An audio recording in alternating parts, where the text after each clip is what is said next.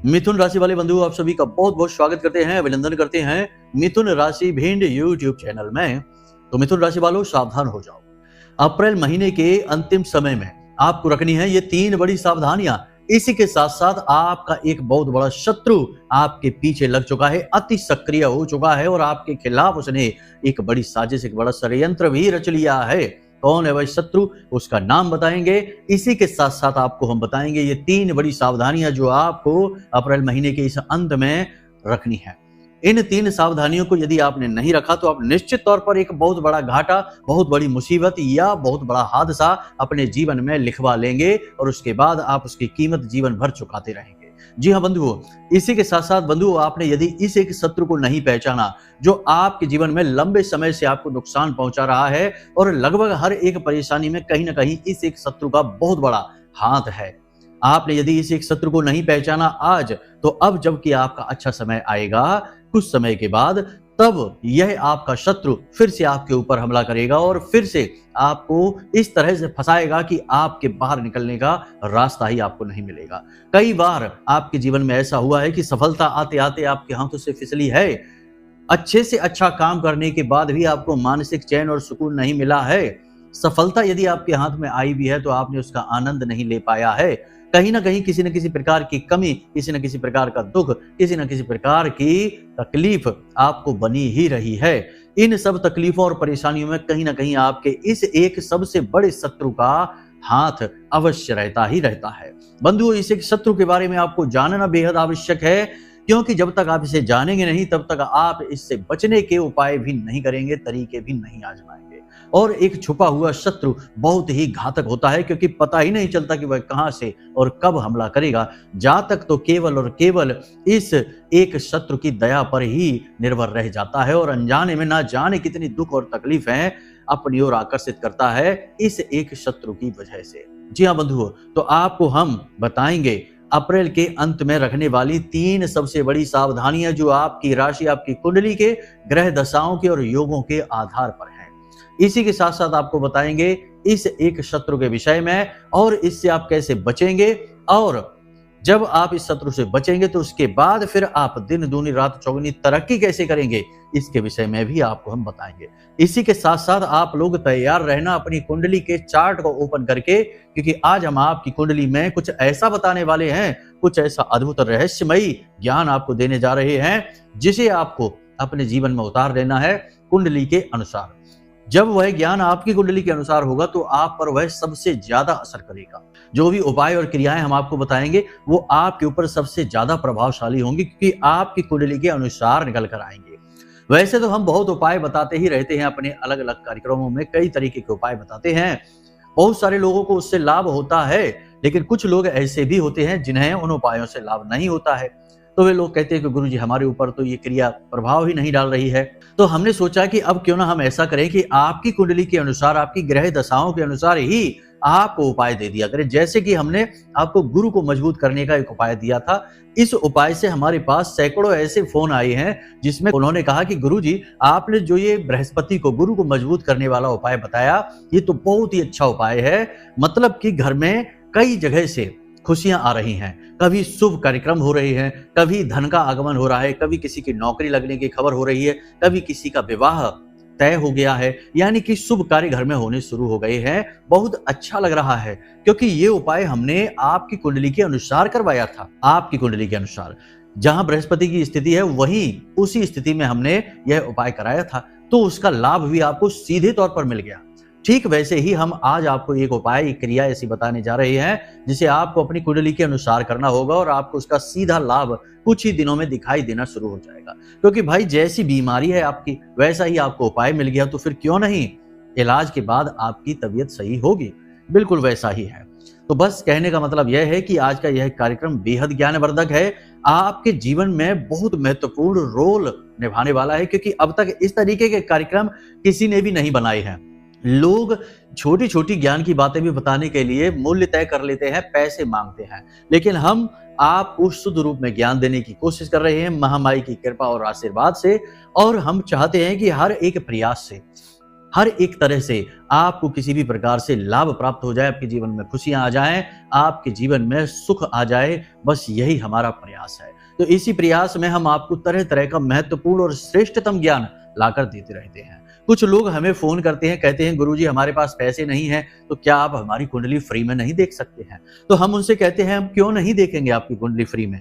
Free में कुंडली देखना तो बड़ा सौभाग्य है, क्योंकि यह पुण्य कर्म हुआ और कल को जब आपका लाभ होगा, फायदा होगा, तो आप हमें याद भी रखेंगे, महामाई के लिए आभार भी व्यक्त करेंगे। तो हम फ्री में कुंडली देख लेते हैं, लेकिन 11 रुपए का प्रसाद उनसे कहकर मंदिर में चढ़वा देते हैं, क्योंकि यह विधान है कि ज्योतिष को दक्षिणा तो देनी ही पड़ती है, तभी कुंडली के उपाय फलित होते हैं और बताई गई बातें भी फलित होती हैं। तो दक्षिणा के बजाय प्रसाद चढ़वा देते हैं। तो कहने का मतलब, ये सारी बातें बताने का मतलब यह है कि हम आपके लिए बहुत मेहनत प्रयास कर रहे हैं सच्चे मन से कि आपके जीवन में खुशियां आए, किसी भी प्रकार से आए। अब ये सारी बातें बताते हुए हम ये नहीं चाहते कि हम अपनी तारीफ या अपनी बात बता रहे हैं, हम तो केवल ये कहना चाहते हैं कि आप हम जो बातें बताते हैं उनमें पूरा भाव रखें, उस ज्ञान को जीवन में उतारें, और उसके बाद जब वो ज्ञान आप पूरे भाव के साथ अपने जीवन में उतारेंगे तो उसके लाभ चमत्कार होते हुए आप स्वयं अपने जीवन में देखेंगे। ये बातें बहुत ही वास्तविक है, बहुत से लोगों पर ये बातें सिद्ध हो जाती हैं।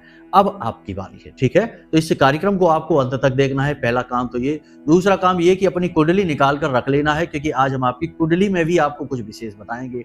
और तीसरा यह है कि हम आपको बताएंगे एक ऐसा महाशक्तिशाली उपाय जिससे आपके जीवन में जो परेशानी है, यानी आपका जो शत्रु है, वह शत्रु शांत हो जाएगा और आपके जीवन में बाधाएं हट जाएंगी। इसी शत्रु की वजह से बाधाएं आ रही हैं, ठीक है? तो बस आपको कार्यक्रम अंत तक देखना है, महत्वपूर्ण कार्यक्रम है। चलिए महामाई को याद करते हुए आज के इस कार्यक्रम को शुरू करते हैं। कमेंट बॉक्स में पूरे प्रेम से, भाव से लिख डालिए, जय मां भद्रकाली, कृपा करो। महामाई निश्चित तौर पर आपके ऊपर कृपा करेंगी, हमें पूर्ण विश्वास है।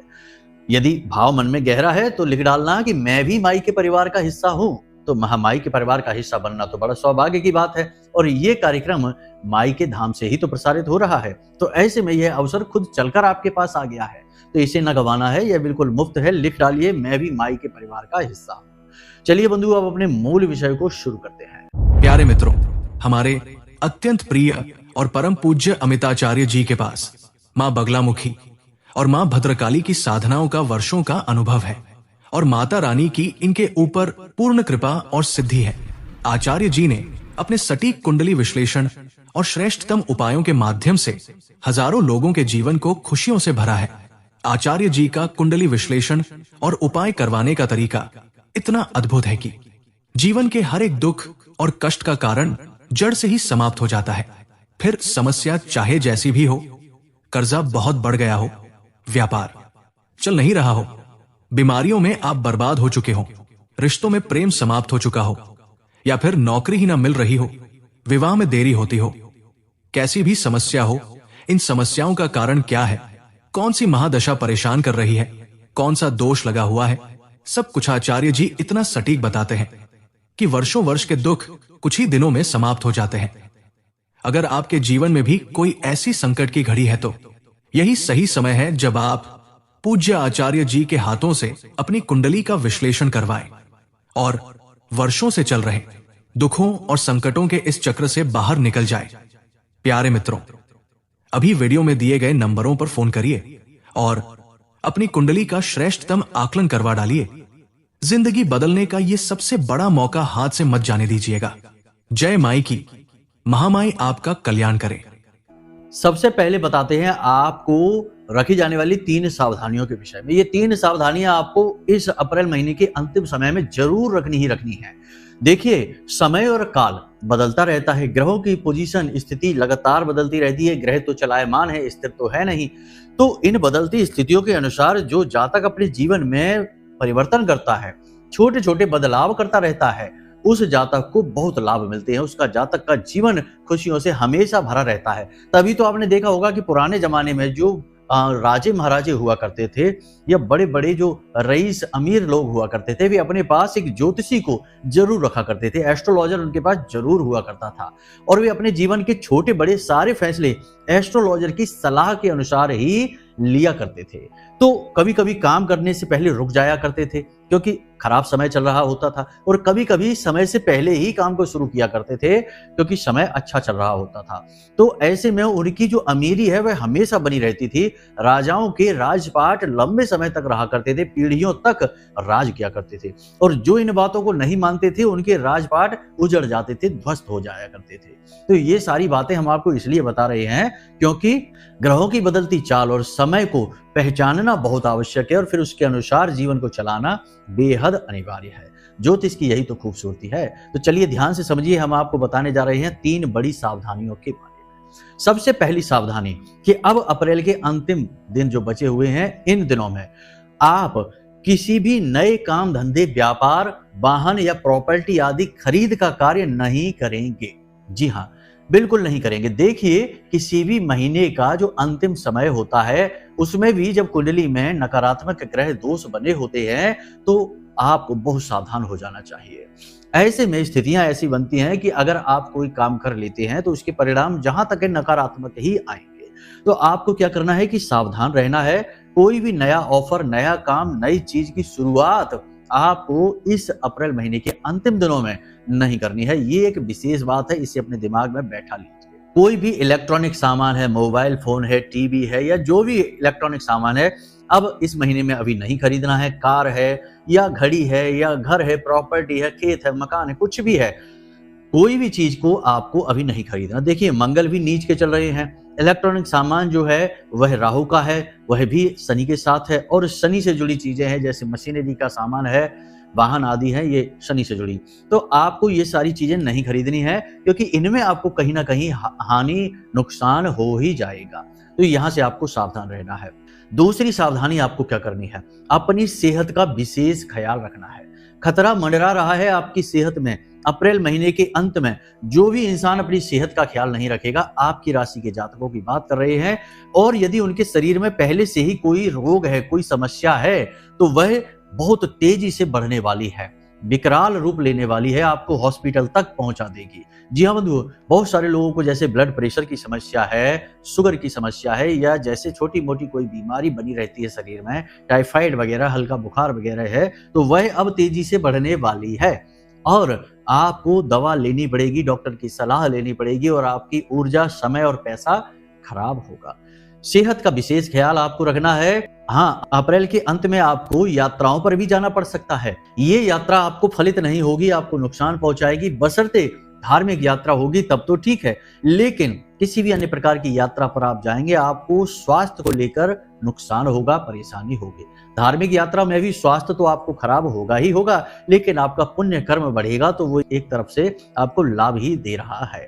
तो यहाँ पर आपको स्वास्थ्य को लेकर बहुत सावधान रहना है। फिजूल की यात्राएं नहीं करनी है, खान पान पर विशेष ध्यान देना है, योग, प्राणायाम और सुबह की सैर पर विशेष ध्यान देना है। सूर्योदय से पहले जागना है, यह बेहद आवश्यक है। एक और खास बात हम आपको बता दें कि चूंकि यह जो समय है यह नकारात्मक है, राहु का समय चल रहा है शनि के साथ में, तो 2-3 चीजें आपको हैं जो बहुत ध्यान रखनी चाहिए। पुराने मैले कुचैले कपड़े नहीं पहनने हैं। एक दिन पहना हुआ कपड़ा दूसरे दिन नहीं पहनना है, उसे धोकर ही पहनना है। और जो आप कपड़े अपने धोएं तो उन कपड़ों के पानी में थोड़ा सा नमक अवश्य मिलवा दें, यानी नमक मिले हुए पानी से आप कपड़ों को धोएं। ठीक है, ये बहुत जरूरी है। इसी के साथ साथ आप जूते वगैरह ज्यादा ना खरीदें और कपड़े भी कम ही रखें, जरूरत से ज्यादा ना खरीद कर स्टोर करें अपने पास में। बहुत से लोगों को शौक होता है कि जूते चप्पल बहुत सारे इकट्ठे कर लेते, 3-3, 4-4 जोड़ी। ये बहुत गलत हो जाता है, ऐसा इस समय पर आपको अभी नहीं करना है। तो ये सावधानियां हैं जो आपको रखनी है। अब अंतिम सावधानी की बात करते हैं। किसी को भी, जी हाँ, आज हम इस कार्यक्रम को बना रहे हैं और आपको हम बताते हैं कि अगले 3 दिनों के अंदर अंदर ही आपके जीवन में खर्चा आने वाला है। पैसे का खर्चा, अचानक आने वाला खर्चा 3 से 5 दिनों में आपके जीवन में आने वाला है, और ये अचानक से आने वाला खर्चा आपकी जेब खाली करा देगा, जेब ढीली करा देगा। आप खूब कोशिश करेंगे पैसा बचाने की, बचा नहीं पाएंगे, पैसा खर्चा होगा ही होगा। तो इस खर्चे के लिए आपको पैसा बचाकर भी तो रखना होगा।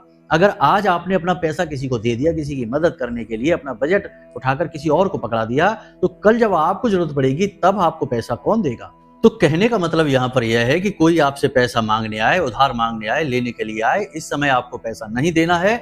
आने वाले समय में आपके पास खर्चा आ रहा है, खर्चे के लिए आपको पैसे बचाकर रखने हैं। ठीक है, ये 3 बड़ी सावधानियां हैं, हमने आपको बता दी हैं। नया काम शुरू नहीं करना है, स्वास्थ्य का ख्याल रखना है और पैसे को दबा कर रखना है, ये बहुत जरूरी है।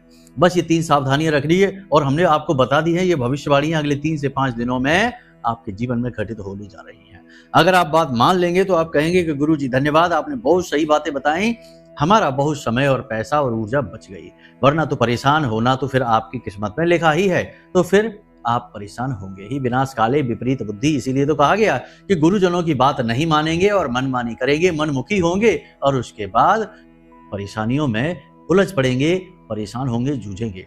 तो ये बातें उन लोगों के लिए कह रहे हैं हम, जो लोग हर बात में कुतर्क करते हैं, नकारात्मक रहते हैं और अपनी मनमानी करने में उन्हें मजा आता है। ऐसे लोगों के लिए ये बात हम कह रहे हैं। अब हम आपको बताते हैं आपके जीवन के सबसे बड़े शत्रु के विषय में। आपके जीवन का सबसे बड़ा शत्रु कौन हो सकता है? खुद विचार करके देखिए। आपको हमने कई बार अपने पिछले कार्यक्रमों में बताया कि आपके आसपास है, आपके अपनों में है, उसका हमने नाम का अक्षर भी बताया, बहुत कुछ हमने बताया। लेकिन आज जिस शत्रु के बारे में हम आपको बताने जा रहे हैं, वह शत्रु आपकी कुंडली में बैठा हुआ है। जन्म कुंडली में आपके बैठा है और जन्म कुंडली में बैठकर आपकी कुंडली को दूषित कर रहा है, आपको परेशान कर रहा है। अब आप देखिए, आज हम जिस शत्रु की बात कर रहे हैं उसका नाम है राहु।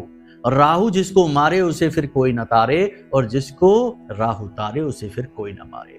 ज्योतिष में राहु का बहुत महत्वपूर्ण किरदार है। राहु एक ऐसा ग्रह है जो बहुत ज्यादा एनर्जी लेकर चलता है, एकदम विस्फोटक एनर्जी है। रातों रात राजा को रंग और रंग को राजा बना देने वाली एनर्जी है राहु के पास में। तो अब राहु को समझना पड़ेगा आपकी कुंडली के अनुसार।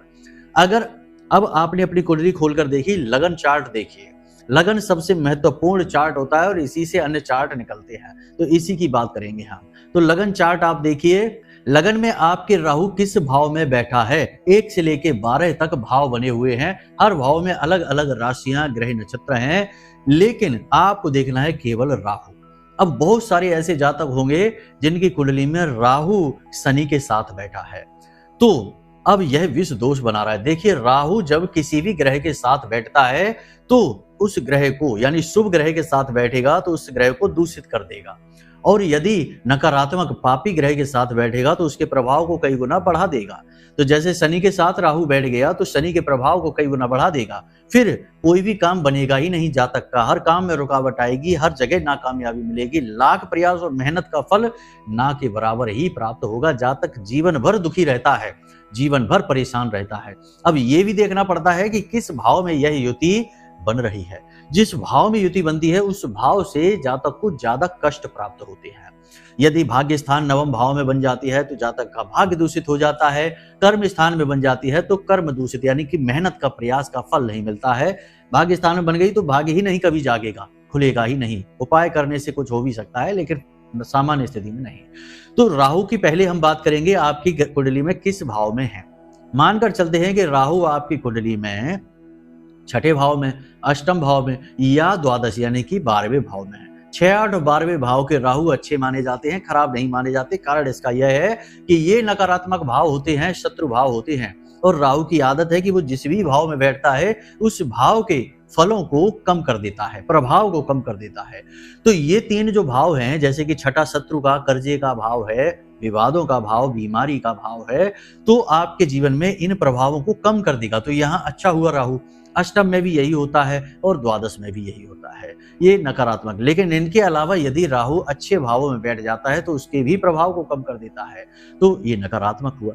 तो आपको देखना है कि राहु किस भाव में बैठा है, फिर उस भाव से जुड़ा थोड़ा सा ज्ञान आपको लेना है। हम आपको सारी भाव के बारे में यदि बताएंगे तो बात बहुत बड़ी हो जाएगी, वीडियो बहुत लंबा हो जाएगा, तो आप सर्च कर लेना थोड़ा बहुत किस भाव का क्या प्रभाव है। उस भाव में राहु बैठकर आपको दूषित कर रहा है भाव को और प्रभाव कम कर रहा है।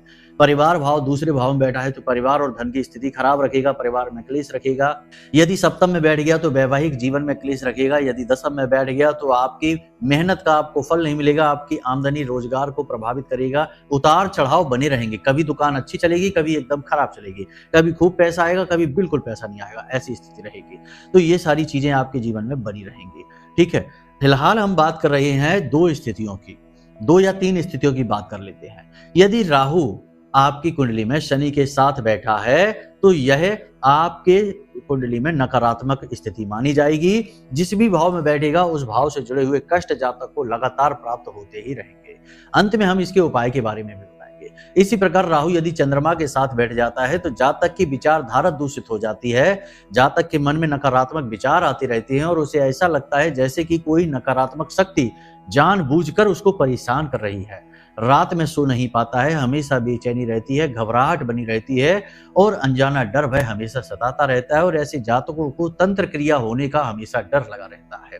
एक बात यहाँ पर हम आपको और बता दें कि यदि राहु आपके छठे भाव में और द्वादश भाव में बैठ गया तो 100% तांत्रिक क्रिया आपके जीवन में होगी ही होगी, नकारात्मक ऊर्जा आपके जीवन में आएगी ही आएगी। आपको विशेष पूजा पाठ अनुष्ठान की आवश्यकता रहेगी और नकारात्मक ऊर्जा से मुक्त होने वाले उपाय क्रियाएं लगातार करने ही होंगे, वरना अचानक से आपको बहुत बड़ा नुकसान घाटा होता ही रहेगा।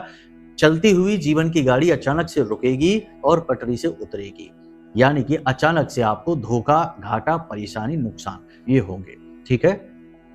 इसी प्रकार यदि राहु बैठ जाता है गुरु के साथ तो यह बच्चों के मन को खराब कर देता है, पारिवारिक संकट लेकर आता है, दाम्पत्य सुख समाप्त कर देता है और कभी कभी तो बे औलाद ही बना देता है। औलाद के सुखों को समाप्त कर देता है, पारिवारिक सुख को समाप्त कर देता है, घर में धन लक्ष्मी को आने नहीं देता है।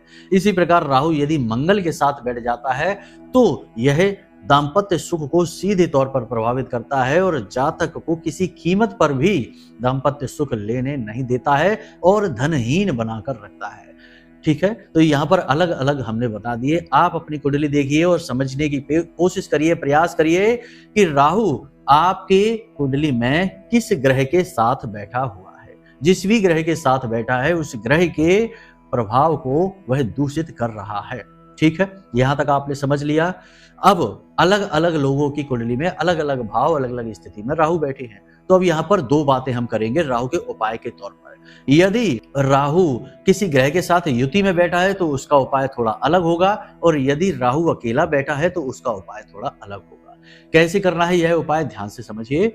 मान लेते हैं कि राहु चंद्रमा के साथ बैठ गया है। ठीक है। तो चंद्रमा के साथ बैठे राहु का उपाय चंद्रमा के साथ ही किया जाएगा। तो आपको इसके लिए क्या करना है ध्यान से समझिए कि सोमवार के दिन आपको अपनी बाईं हथेली पर थोड़ा सा यानी कि लगभग 7 बूंदें गोमूत्र लेना है। थोड़े से एक चुटकी काले तिल लेने हैं और इन गोमूत्र और तिल को अपनी मध्यमा उंगली से, ठीक है, मध्यमा उंगली से मिलाना है। इस तरह से मिलाना है और मन ही मन आपको मंत्र बोलना है। राहु का बीज मंत्र है ओम रांग राहवे नमः, ओम रांग राहवे नमः। और इसी के साथ साथ ये ओम रांग राहवे नमः यह मंत्र आपको 7 बार बोलना है। इसी के साथ साथ इसे मिक्स करते करते आपको चंद्रमा का मंत्र बोलना है, ये भी 7 बार बोलना है। ओम सोम सोमाय नमः, ओम सोम सोमाय नमः। इस तरीके से आपको 7 बार ये बोलना है और फिर ये तिल, गोमूत्र मिले हुए तिल आपको पीपल के वृक्ष के नीचे डाल देना है।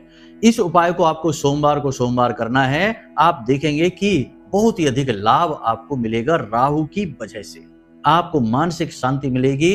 इस उपाय को आप चाहें तो सोमवार से लेकर अगले सोमवार तक 7 दिन तक लगातार भी कर सकते हैं यदि आपके पास समय है तो इसका लाभ बहुत ही जल्दी मिलता है। तुरंत आपको मानसिक शांति और धन का लाभ होना शुरू हो जाता है, वरना आप इसे सोमवार के सोमवार तो अवश्य किया ही करें।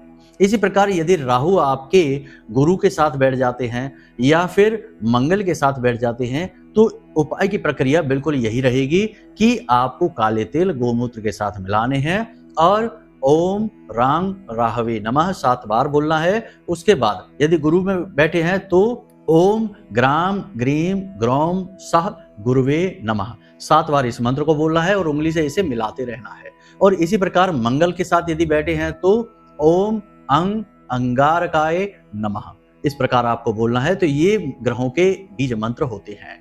तो उस ग्रह के साथ जिसके साथ राहु बैठा है उस ग्रह का मंत्र 7 बार और 7 बार राहु का मंत्र बोलकर ये बीज आपको, ये जो तिल है आपको ले जाकर पीपल के वृक्ष के नीचे जड़ में डाल देना है। बस इस उपाय को करना है। और जिस भी ग्रह के साथ बैठे हैं, जैसे कि मंगल के साथ राहु बैठे हैं तो मंगलवार से ये उपाय शुरू करना है और अगले मंगलवार तक चलेगा। ठीक है। गुरु के साथ बैठे हैं तो गुरुवार से शुरू करना है, बुध के साथ बैठे हैं तो बुधवार से शुरू करना है। दिन के हिसाब से आप इसे देख लेना। ये उपाय आप करिए, 7 दिन के अंदर अंदर रिजल्ट आपको मिलेंगे 100% गारंटी से। आपको जिस भी फील्ड में रुकावटें परेशानियां आ रही हैं राहु की वजह से, वे समाप्त हो जाएंगे।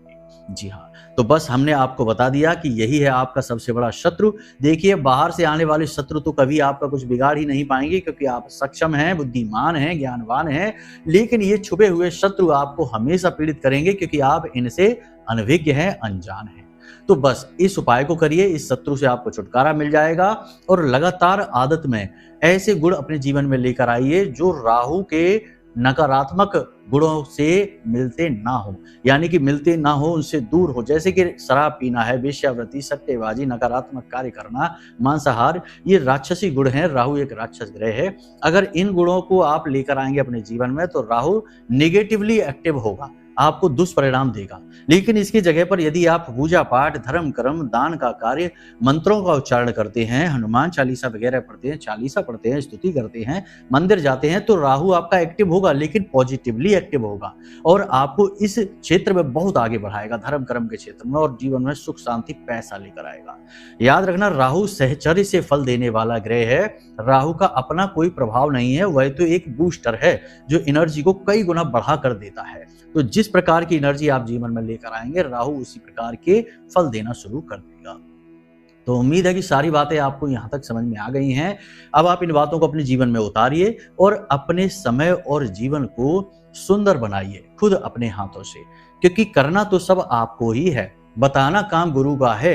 गुरु का मतलब होता है जो अंधकार से प्रकाश की ओर ले जाए, मार्गदर्शन करे। लेकिन मार्गदर्शन के बाद फिर मार्ग पर चलना तो आपका ही कार्य है, तो आपको चलना होगा। इसीलिए आपसे हम बार बार ये कहते हैं कि आपको सारी चीजें समझकर जीवन में उतारनी भी पड़ेंगी, तभी आपको जीवन में कुछ परिणाम दिखेंगे। खाली सुन लेने से काम नहीं होता है।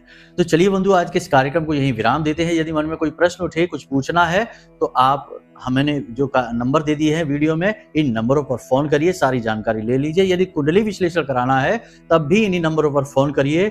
हम स्वयं आपकी कुंडली का विश्लेषण करके आपके गुण दोष कुंडली के हैं जो सारे स्पष्ट करके बता देंगे, सटीक उपाय दे देंगे, आपका उद्धार हो जाएगा, ग्रहों से आ रही पीड़ा समाप्त हो जाएगी और माई की कृपा और आशीर्वाद भी आप तक पहुंच जाएंगे। तो चलिए बंधु, आज के इस कार्यक्रम को यहीं विराम देते हैं। हमेशा हंसते रहिए, मुस्कुराते रहिए, सकारात्मक रहिए, महामाई पर अपनी आस्था और विश्वास बनाकर रखिए, क्योंकि आपका उद्धार तो वहीं से होना है। तो प्रेम से बोलिए जय माई की। महामाई आपका कल्याण करें। धन्यवाद। हमारे प्रिय और परम पूज्य आचार्य जी ने अपनी साधनाओं के अनुभवों पर आधारित शक्तिशाली उपाय और क्रियाओं के माध्यम से हजारों लोगों के जीवन को पूरी तरह से बदला है।